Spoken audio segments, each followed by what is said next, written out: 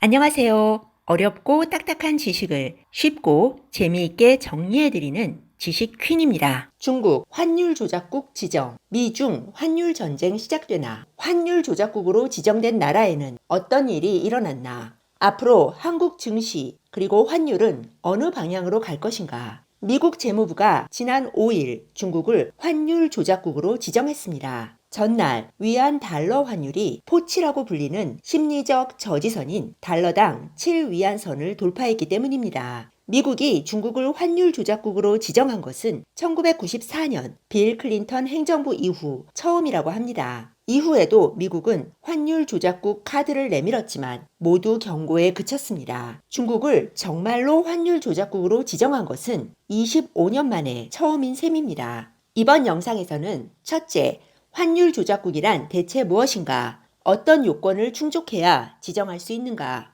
둘째, 미국이 25년 만에 환율 조작국 카드를 사용한 배경은 어디에 있는가? 그 카드를 통해 무엇을 얻으려고 하는가? 세 번째, 과거에 다른 나라가 환율 조작국으로 지정되었을 때 그 국가의 경제에는 어떤 일이 발생했는가를 알아보겠습니다. 그리고 마지막으로 앞으로 어떻게 될 것인지, 어떻게 대처해야 하는지 정리해 보겠습니다. 첫 번째, 환율 조작국이란 무엇인가? 자국의 수출을 늘리고 자국 제품의 가격 경쟁력을 확보하기 위해 정부가 인위적으로 외환시장에 개입해 환율을 조작하는 국가를 말합니다. 미국은 매년 4월과 10월 경제 및 환율 정책 보고서를 통해 환율 조작국을 발표합니다. 환율 조작국을 심층 분석 대상국이라고도 부릅니다. 어떤 요건을 충족해야 환율 조작국으로 지정되는가? 미국은 지난 5월 환율 조작국 지정 기준을 강화했습니다. 먼저 경상흑자 요건은 기존의 GDP의 3%에서 2%로 변경했습니다. 외환시장 개입 기간은 기존의 12개월 중 8개월에서 6개월로 바꿨습니다. 또한 주요 교역국 범위를 기존의 교역 규모가 큰 12개국에서 교역 규모 400억 달러 이상으로 조정했습니다. 정리해보면 미국 재무부가 규정하는 환율 조작국 지정 기준은 다음과 같습니다. 지난 1년 동안 200억 달러, 약 24조 원을 초과하는 대미 무역 흑자를 기록하고 GDP 대비 2%를 초과하는 경상 흑자를 기록하며 지속적이고 일방적으로 외환시장에 개입할 때, 즉 GDP의 2%를 초과하는 외환을 12개월 중 6개월 이상 순매수했을 때입니다. 환율 조작국으로 지정된 나라는 이후 1년간 환율 절하 노력을 해야 하는데요. 그렇지 않으면 미국의 조달 시장에 참여하지 못하게 되는 등 다양한 무역 제재를 받게 됩니다. 두 번째, 미국은 왜 환율 조작국 카드를 사용했나? 중국을 환율 조작국으로 지정함으로써 무엇을 얻으려고 하나? 이번 환율 조작국 카드는 미중 무역 전쟁의 연장선 상에서 일어난 사건입니다. 트럼프 미국 대통령의 취임 이후 미국과 중국은 경제와 5G 첨단 기술 패권을 놓고 치열한 무역 전쟁을 벌여왔습니다. 하지만 지난달 말 중국 상하이에서 열린 고위급 무역 협상에서 별다른 성과를 거두지 못했습니다. 그러자 미국은 지난 1일 3천억 달러 규모의 중국산 수입품에 9월부터 10%의 추가 관세를 부과하겠다고 밝혔습니다. 무역 전쟁 여파로 미국 농산물의 중국 수출은 계속 감소했습니다. 트럼프 대통령은 재선 유세를 앞두고 미국산 농산물 수입 확대를 원했지만 중국 측에서는 수입을 늘리겠다는 의사만 내비치고 구체적인 약속을 하지 않았습니다. 농업지역인 팜벨트는 트럼프와 공화당의 표밭입니다. 곧 시작될 재선 유세를 앞두고 트럼프 대통령은 지지자들에게 보여줄 실적이 필요했던 것이죠. 참고로 당시 트럼프 행정부의 참모 대부분이 추가 관세 부과에 반대했는데도 트럼프 대통령은 관세 부과를 지시했다고 합니다. 지난 1년간 트럼프를 달래온 중국은 모든 수출품에 관세를 얻어맞았습니다. 중국은 미국 수출품에 대해 사용할 수 있는 관세 카드를 거의 다 사용했기 때문에 이번에는 달러당 7위안 이하의 환율 카드를 꺼내들었습니다. 중국인민은행은 지난 5일 위안화 고시 환율을 전 거래일보다 0.33% 내린 달러당 6.9225 위안으로 고시했습니다. 위안화 환율은 고시 환율의 플러스 마이너스 2% 내에서 움직인다고 합니다. 사실 중국은 그동안 위안화 카드를 섣불리 사용하지 않았습니다. 위안화 가치가 내려가면 중국의 수출품 가격이 싸져서 미국의 관세 부과 충격을 일부 상쇄할 수 있습니다. 하지만 외국 자본이 대규모로 유출되고 주가가 하락하는 등 금융시장의 불안이 커질 수 있습니다. 환율 조작국으로 지정될 위험도 있기 때문이죠. 트럼프 대통령이 환율 조작국 카드를 사용한 또 하나의 이유는 연방준비제도 이사회를 압박하기 위한 목적도 있는 것으로 보입니다. 트럼프는 연준은 듣고 있느냐라고 언급함으로써 연준의 금리를 추가로 인하함으로써 달러화 가치를 낮출 것을 주문했습니다.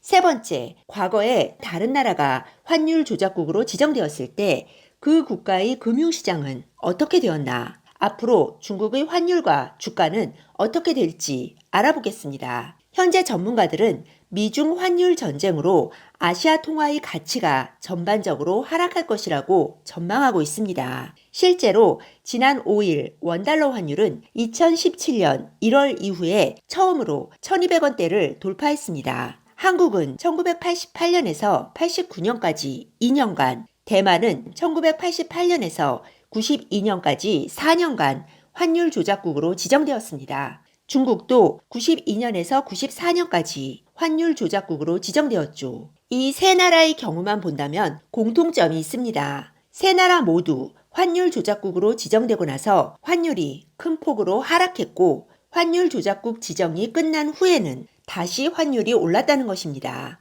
대만의 경우는 환율 조작국으로 지정된 4년간 환율이 11.2% 하락했고 한국도 환율 조작국으로 지정된 후 10%가량 하락했습니다. 환율 조작국 지정이라는 것은 곧 미국이 해당 국가가 통화 가치를 인위적으로 낮게 유지함으로써 대미 무역에서 부당한 이익을 보고 있다고 판단한다는 뜻입니다. 대미 수출 비중이 큰 나라라면 정면으로 대항할 수는 없으므로 해당 국가는 환율을 떨어뜨릴 수밖에 없습니다. 따라서 예전 같으면 중국 위안화는 앞으로 강세를 띠게 될 것입니다. 문제는 오늘날의 중국은 예전만큼 호락호락하지 않다는 점입니다. 시진핑 중국 국가주석이 자국의 여론을 고려해 미국에 굴복하지 않는다면 달러 위안 환율은 한동안 치열한 공방을 벌이게 될 것입니다. 그럼 세 나라의 증시는 어떻게 되었을까요? 세 나라 모두 환율 조작국으로 지정되고 나서 주가가 큰 폭으로 상승했습니다. 대만은 지정된 후부터 고점까지 400% 정도 상승했고 중국은 270%, 한국은 50%가량 올랐다고 합니다.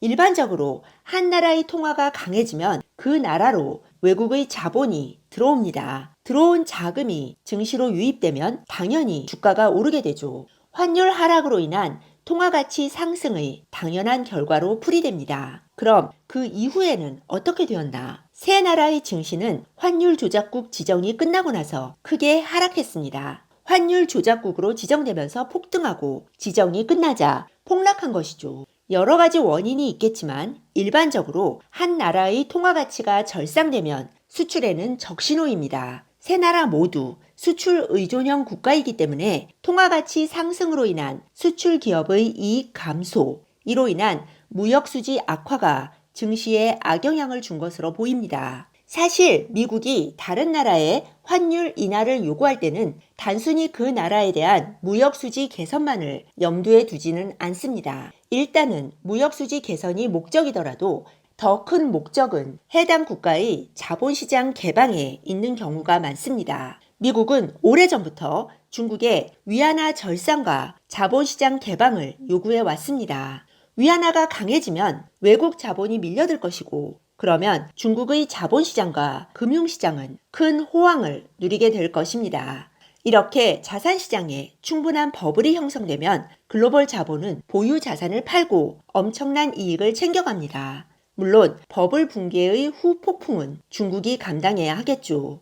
이것이 바로 1980년대 중반에서 2000년대까지 일본에서 일어난 일입니다. 일본은 1985년 플라자 합의를 체결함으로써 거품 경제가 발생했고 이후 거품이 붕괴하면서 잃어버린 20년을 맞았습니다. 전문가들이 몇 년 안에 중국 증시가 한 번 더 큰 상승을 맞이하면서 자산시장이 폭등할 것이라고 내다보는 이유가 여기에 있습니다. 하지만 중국은 일본이 경험한 일과 그 수순을 너무나 잘 알고 있기 때문에 위안화 절상과 금융시장 개방에 쉽게 동의하지는 않을 것입니다. 시진핑 국가주석도 미국의 지나치게 저자세로 대응하면 국내에서 반대파의 공세에 직면하게 될 테니까요. 미국이 중국을 환율 조작국으로 지정함으로써 바야흐로 미중 환율 전쟁이 시작되었습니다. 앞으로 이 전쟁이 어떤 식으로 흘러갈지 지켜보면서 그 큰 그림 하에서 한국의 환율과 증시의 향방을 고민하고 대응해야 할 것 같습니다. 네, 오늘 들려드린 내용이 도움이 되셨다면 구독 버튼, 좋아요 버튼